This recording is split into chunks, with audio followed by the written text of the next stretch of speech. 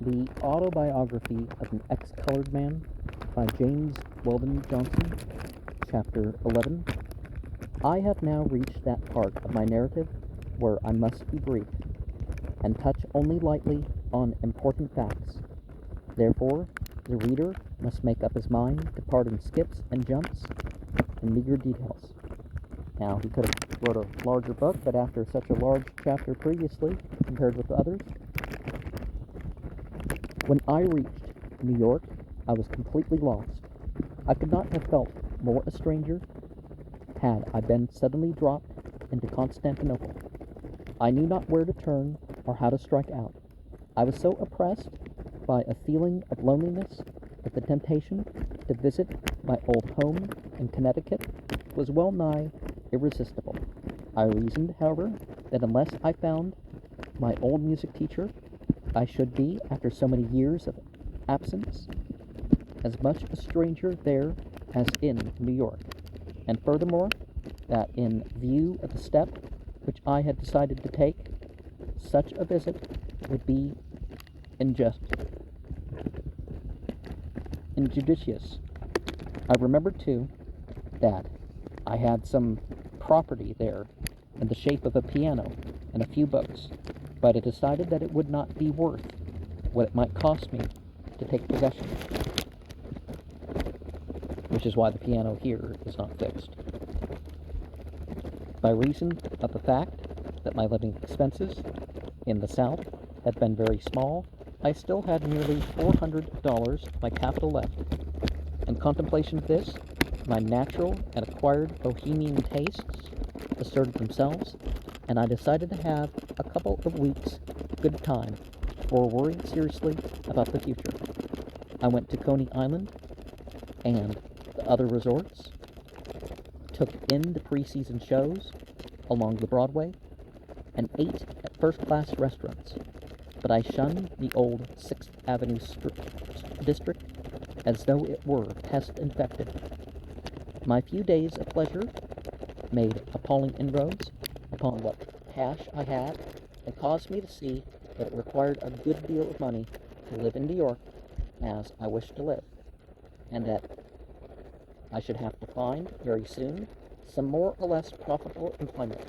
I was sure that unknown, without friends or prestige, it would be useless to try to establish myself as a teacher of music, so I gave that means of earning a livelihood scarcely any consideration, and even had I considered it possible to secure pupils, as I then felt, I should have hesitated about taking up a work in which the chances for any considerable financial success are necessarily so small.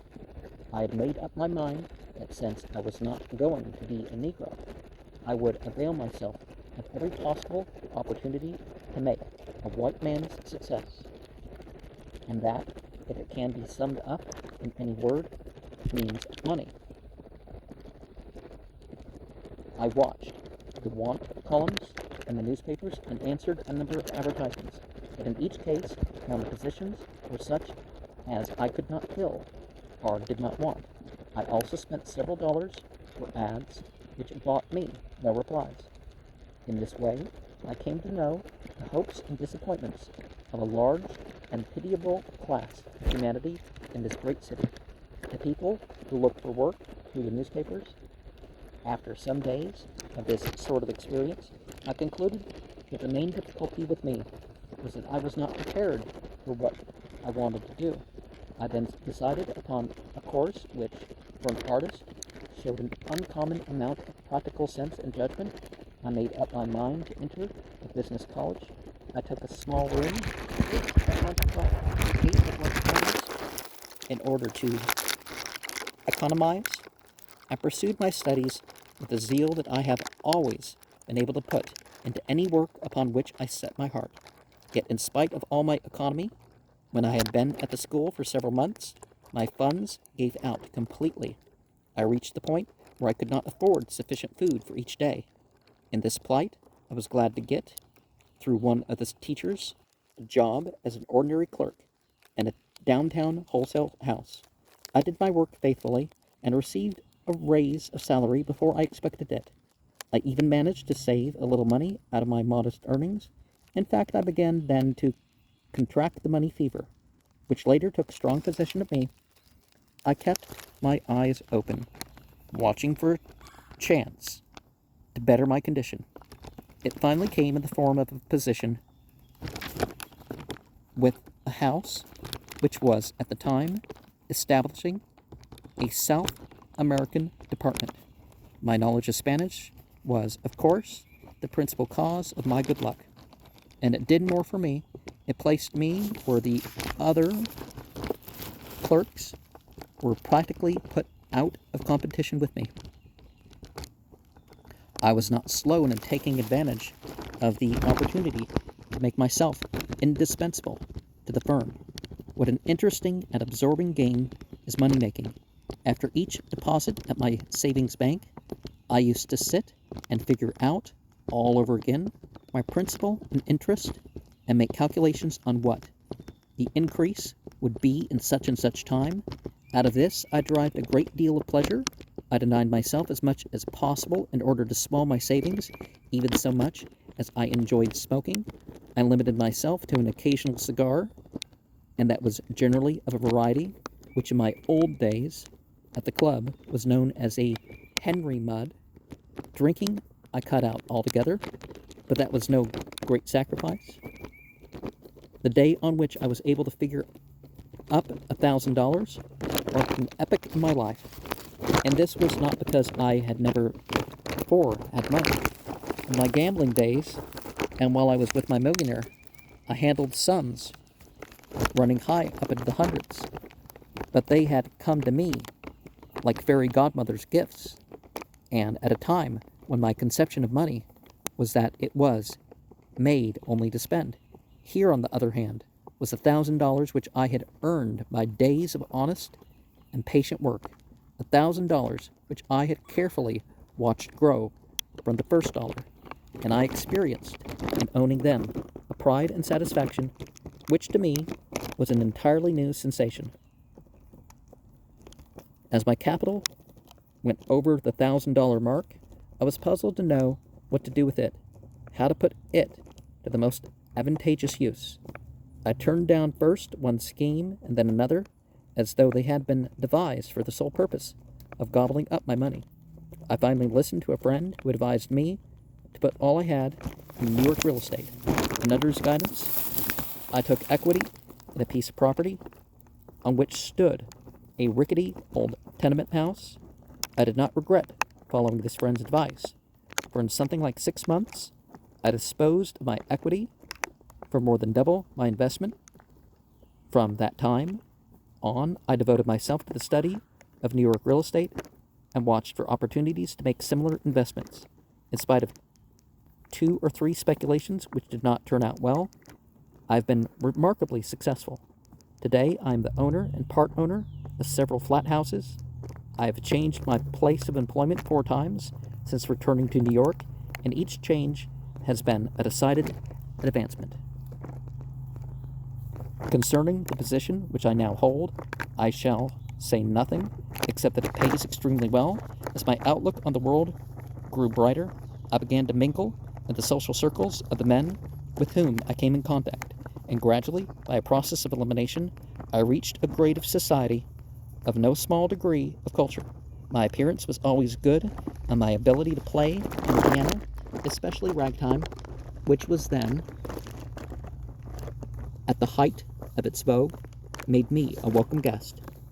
The anomaly of my social position often appealed strongly to my sense of humor. I frequently smiled inwardly at some remark not altogether complimentary to people of color, and more than once I felt like declaiming, "I am a colored man. Do I not disprove the theory that one drop of Negro blood renders a man unfit?" Many a night, when I returned to my room after an enjoyable evening, I left heartedly over what struck me as the capital joke I was playing. Then I met her, and what I had regarded as a joke was gradually changed into the most serious question of my life. I first saw her at a musical, which was given one evening at a house to which I was frequently invited. I did not notice her among the other guests before she came forward and sang two sad little songs. When she began, I was out in the hallway, where many of the men were gathered, but with the first few notes I crowded with the others into the doorway to see who the singer was. When I saw the girl, the surprise which I had felt at the first sound of her voice was heightened. She was almost tall and quite slender, with lustrous yellow hair and eyes so blue as to appear almost black.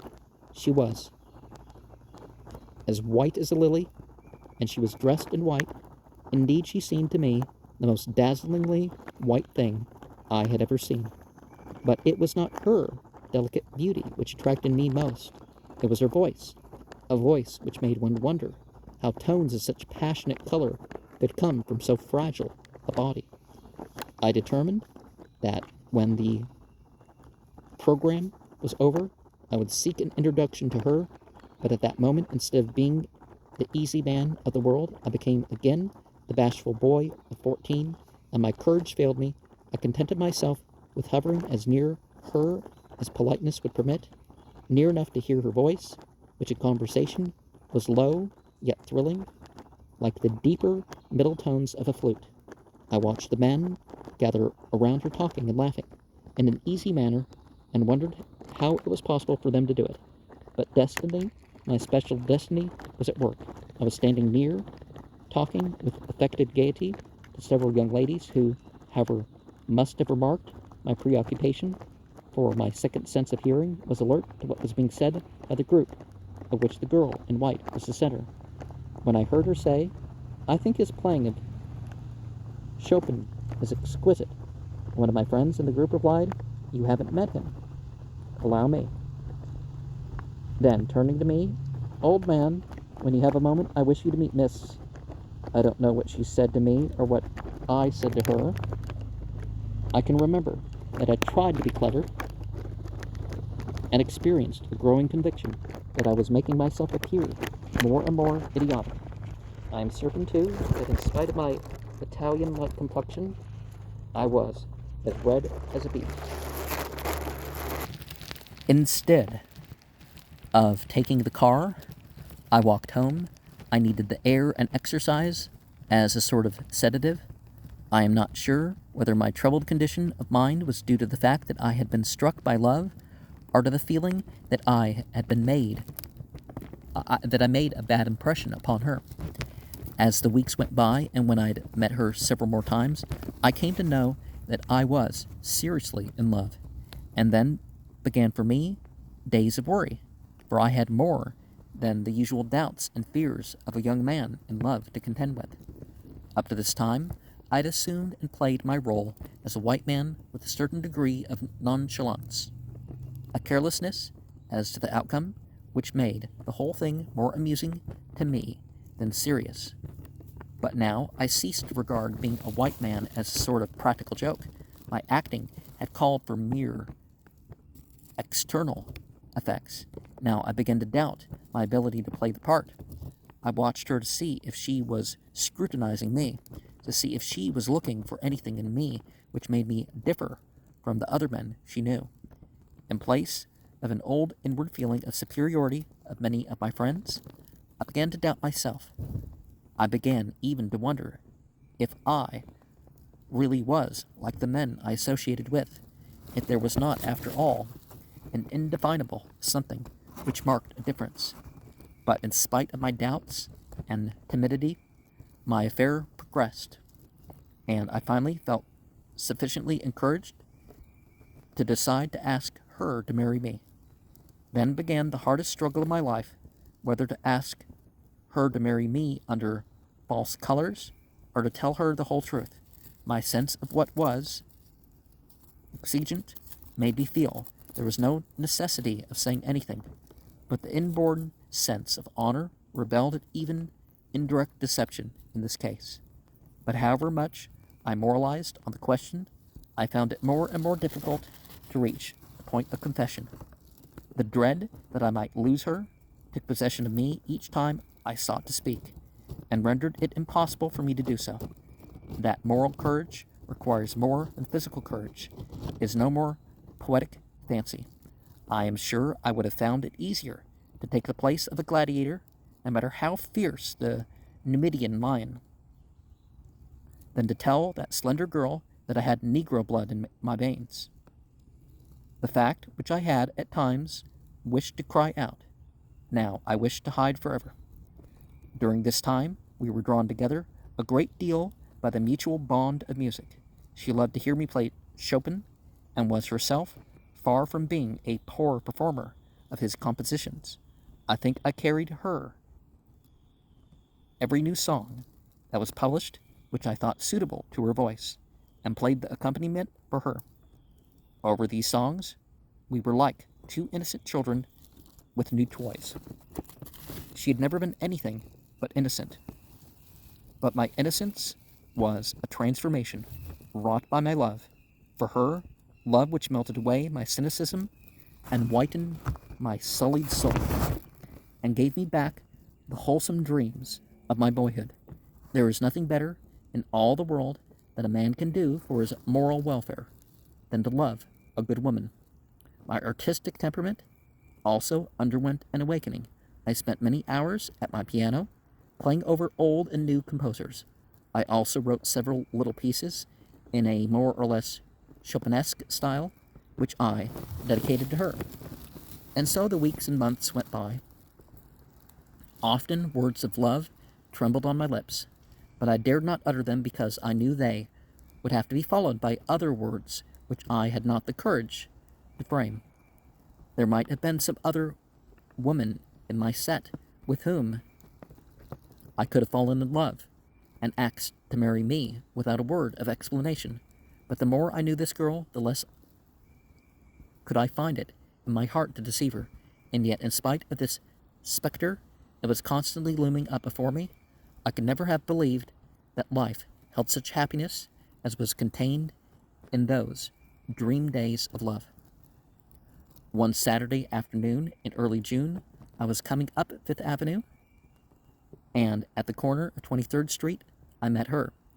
She had been shopping. We stopped to chat for a moment, and I suggested that we spend half an hour at the Eden Musée. We were standing, leaning on the rail in front of a group of figures, more interested in what we had to say to each other than in the group, when my attention became fixed upon a man who stood at my side studying his catalog. It took me only an instant to recognize in him my old friend, Shiny. My first impulse was to change my position at once. As quick as a flash, I considered all the risks I might run in speaking to him, and most especially the delicate question of introducing him to her. I must confess that in my embarrassment and confusion, I felt small and mean. But before I could decide what to do, he looked around at me, and after an instant said, "Pardon me, but isn't this?" The nobler part in me responded to the sound of his voice, and I took his hand in a hearty clasp. Whatever fears I felt were quickly banished, for he seemed at a glance to divine my situation, and let drop no word that would have aroused suspicion as to the truth. With a slight misgiving, I presented him to her, and was again relieved of fear. She received the introduction in her usual gracious manner, and without the least hesitancy or embarrassment joined in the conversation. An amusing part about the introduction was that I, upon the point of introducing him as Shiny, and stammered a second or two before I could recall his name. We chatted for some 15 minutes. He was spending his vacation north with the intention of doing 4 or 6 weeks' work in one of the summer schools. He was also going to take a bride back with him in the fall. He asked me about myself, but in so diplomatic a way that I found no difficulty in answering him. The polish of his language and the unpedantic manner in which he revealed his culture greatly impressed her, and after we had left the musée, she showed it by questioning me about him. I was surprised at the amount of interest a refined black man could arouse. Even after changes in the conversation, she reverted several times to the subject of Shiny, Whether it was more than mere curiosity, I could not tell, but I was convinced that she herself knew very little about prejudice. Just why it should have done so, I do not know, but somehow the shiny incident gave me encouragement and confidence to cast the die of my fate, by the reason that since I wanted to marry her only, and since it concerned her alone, I would divulge my secret to no one else, not even her parents. One evening, a few days afterwards, at her home, we were going over some new songs and compositions, when she asked me, as she often did, to play the 13th Nocturne. When I began, she drew a chair near to my right and sat leaning with her elbow on the end of the piano, her chin resting on her hand and her eyes reflecting the emotions which the music awoke in her. An impulse which I could not control rushed over me, a wave of exaltation. The music under my fingers sank almost to a whisper, and calling her for the first time by her Christian name, but without daring to look at her, I said, "I love you, I love you, I love you." My fingers were trembling, so that I ceased playing. I felt her hand creep to mine, and when I looked at her, her eyes were glistening with tears. I understood, and could scarcely resist the longing to take her in my arms. But I remembered that which has been the sacrificial altar of so much happiness, duty, and bending over her hand in mine, I said, "Yes, I love you, but there is something more, too, that I must tell you." Then I told her, in what words I do not know, the truth. I felt her hand grow cold, and when I looked up, she was gazing at me with a wild, fixed stare, as though I was some object she had never seen. Under the strange light in her eyes, I felt that I was growing black, and thick-featured, and crimp-haired. She appeared not to have comprehended what I had said. Her lips trembled, and she attempted to say something to me, but the words stuck in her throat. Then, dropping her head on the piano, she began to weep, the great sobs that shook her frail body. I tried to console her, and blurted out incoherent words of love, but this seemed only to increase her distress, and when I left her, she was still weeping. When I got into the street, I felt much as I did the night after, meeting my father and sister at the opera in Paris. Even a similar desperate inclination to get drunk, but my self-control was stronger.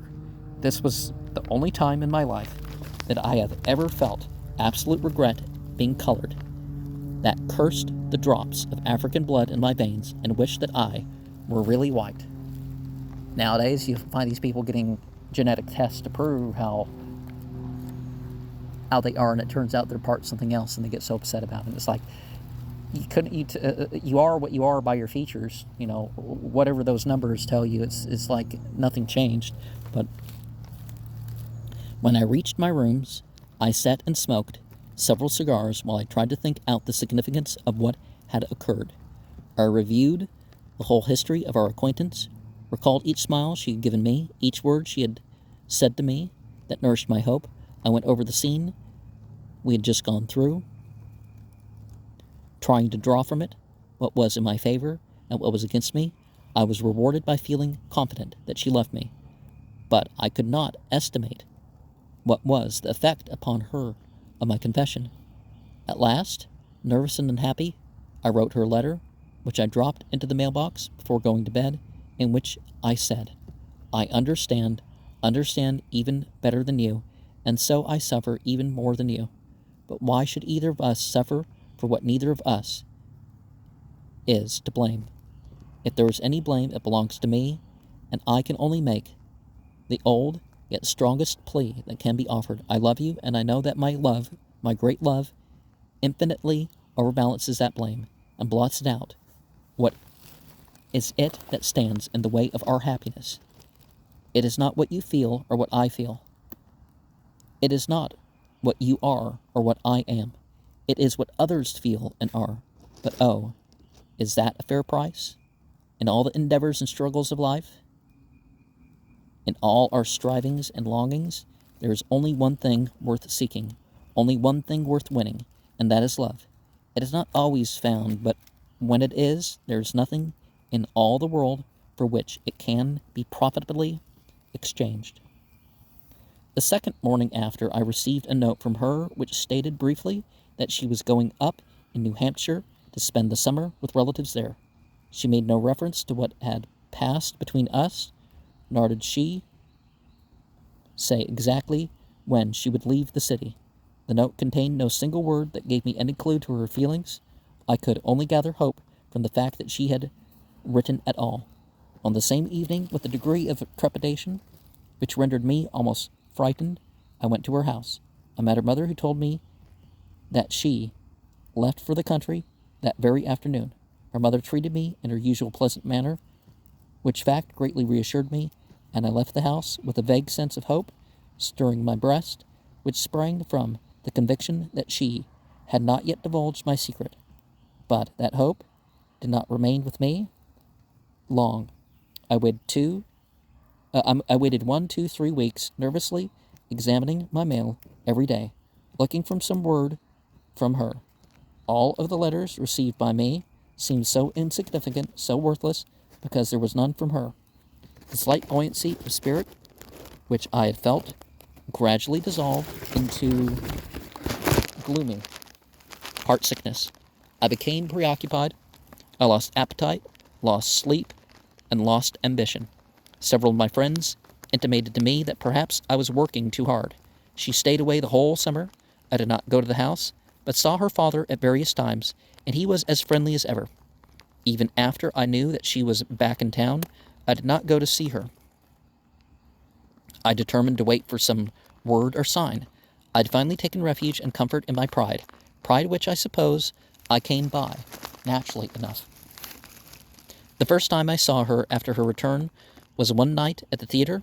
She and her mother sat in company with a young man whom I knew slightly, not many seats away from me.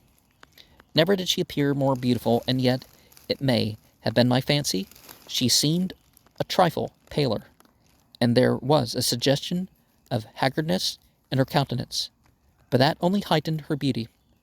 The very delicacy of her charm melted down the strength of my pride. My situation made me feel weak and powerless, like a man trying, with his bare hands, to break the iron bars of his prison cell. When the performance was over, I hurried out and placed myself where, unobserved, I could see her as she passed out. The haughtiness of spirit in which I had sought relief was all gone, and I was willing and ready to undergo any humiliation. Shortly afterward, we met at a progressive card party, and during the evening we were thrown together at one of the tables as partners. This was really our first meeting since the eventful night at her house. Strangely enough, in spite of our mutual nervousness, we won every trick of the game, and one of our opponents jokingly quoted the old saw, "Lucky at cards, unlucky in love." Our eyes met, and I'm sure that in the momentary glance, my whole soul went out to her in one great plea. She lowered her eyes and uttered a nervous little laugh. During the rest of the game, I fully merited the unexpressed and expressed abuse of my various partners, for my eyes followed her wherever she was, and I played whatever card my fingers happened to touch. Later in the evening, she went out to the piano and began to play very softly, as to herself, the opening bars of the 13th Nocturne. I felt that the psychic moment of my life had come, a moment which, if lost, could never be called back, and in as careless a manner as I could assume, I sauntered over to the piano and stood almost bending over her. She continued playing, but in a voice that was almost a whisper. She called me by my Christian name and said, "I love you, I love you, I love you." I took her place at the piano and played the Nocturne in a manner that silenced the chatter of the company both in and out of the room, involuntarily closing it with the major triad. We were married the following spring and went to Europe for several months. It was a double joy for me to be in France again under such conditions. First, there came to us a little girl with hair and eyes dark like mine, but who is growing to have ways like her mother. 2 years later, there came a boy who has my temperament, but is fair like his mother. A little golden-headed god, a face and head that would have delighted the heart of an old Italian master.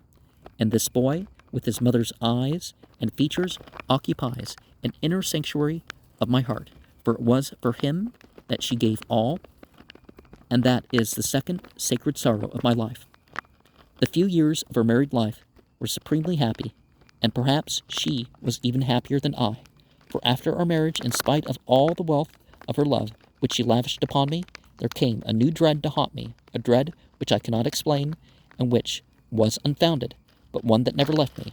I was in constant fear that she would discover in me some shortcoming which she would unconsciously attribute to my blood, rather than to a failing of human nature. But no cloud ever came to mar our life together. Her loss, to me, is irreparable. My children need a mother's care, but I shall never marry again. It is to my children that I have devoted my life. I no longer have the same fear for myself or my secret being found out, for since my wife's death, I have gradually dropped out of social life, but there is nothing I would not suffer to keep the brand from being placed upon them. It is difficult for me to analyze my feelings concerning my present position in the world. Sometimes it seems to me that I have never really been a Negro, that I have been only a privileged spectator of their inner life. At other times, I feel that I have been a coward, a deserter, and I am possessed by a strange longing for my mother's people. Several years ago, I attended a great meeting in the interests of Hampton Institute at Carnegie Hall. The Hampton students sang the old songs and awoke memories that left me sad. Among the speakers were R.C. Ogden, ex-ambassador Chouata, and Mark Twain. But the greatest interest of the audience was centered in Booker T. Washington, and not because he spake so much, and not because he so much surpassed the others in eloquence, but because of what he represented with so much earnestness and faith. And it is this that all of that small but gallant band of colored men who are publicly fighting the cause of their race have behind them. Even those who oppose them know that these men have the eternal principles of right on their side, and they will be victors even though they should go down in defeat. Beside them, I feel small and selfish. I am an ordinarily successful white man who has made a little money. They are men who are making history, and a race I too might have taken part in a work so glorious. My love for my children makes me glad that I am what I am and keeps me from desiring to be otherwise. And yet when I sometimes open a little box in which I still keep my fast yellowing manuscripts, the only tangible remnants of a vanished dream, a dead ambition, a sacrificed talent, I cannot repress the thought that after all I have chosen the lesser part, that I have sold my birthright for a mess of pottage.